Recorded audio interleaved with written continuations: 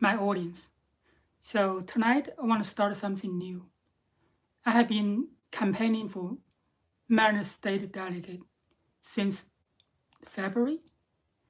The election day comes, so the general election day will be November 8th, Tuesday. Early voting comes next week. So by reflecting the happening on the campaign trail, I think that will give me some memory, what's happening, how I've been interacting with our constituents, how I'm been doing on the campaign trail. Tonight, I'm going to cover some topics I feel pretty interesting and pretty challenging as well. The main topic is really how do we treat election and the election result. I have been hearing from some voters they have a serious doubt about the election and the election result. They feel the election is rigged. The election results cannot be trusted. For example, the electronic machines has problems, or sometimes there's suddenly like many votes for one candidate, not for the other candidate. And then because of demographic at different counties, maybe different states as well, and the voter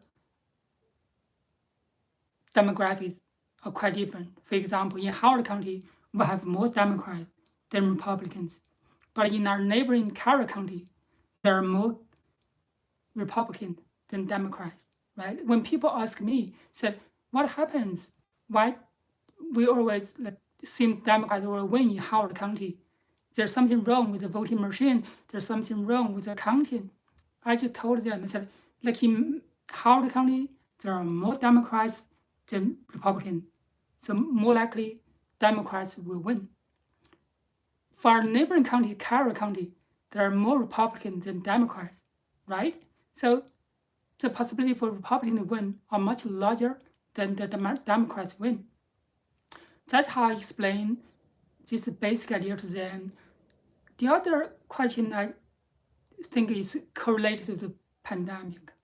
I heard about people say, oh, the government shouldn't inject anything to our body. They should not mandate vaccines.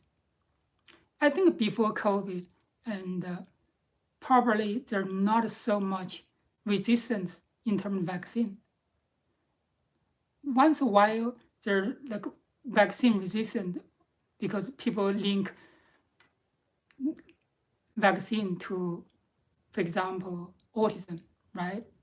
In the later, people realized that's a false study, but that study really created a lot of drama and trust for the general public. Now everything comes together, right? Election results, democracy, medicine, science. I think everything comes together in this very multi-mingled, high-tech world, right? And any negative news can spread so quickly. Any false narrative can spread so quickly without verification, right? Once people made a rumor, the rumor spread like wildfire, and it's very difficult for people to correct that. I think that's a huge concern in terms of our trust into science, into election, into research, into medicine, in the fundamental belief whether our country can sustain this challenge, doubt on the democratic system. I have huge concern over that. At the same time, I feel a lot of positive feedback. People highly engaged. They try to understand the candidate's background. We, in general, had many positive interactions with our voters. They ask very informed questions, and they really have some of them really did a lot of research, right? I think that's the best part of the candidate, because we want to have a high quality interaction with our voters, especially active voters, then try to understand their concern, their perspective, and gradually we can collect their feedback and then form our decision-making process.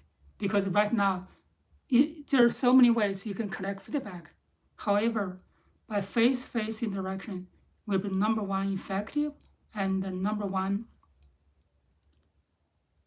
direct way, right? So I really like that way. So I'll continue on my campaign trail, try to reach more voters to win the general election on November. I hope today's series will be the beginning. I will continue to that. There are a lot of challenges in terms of try to have a live broadcasting, try to really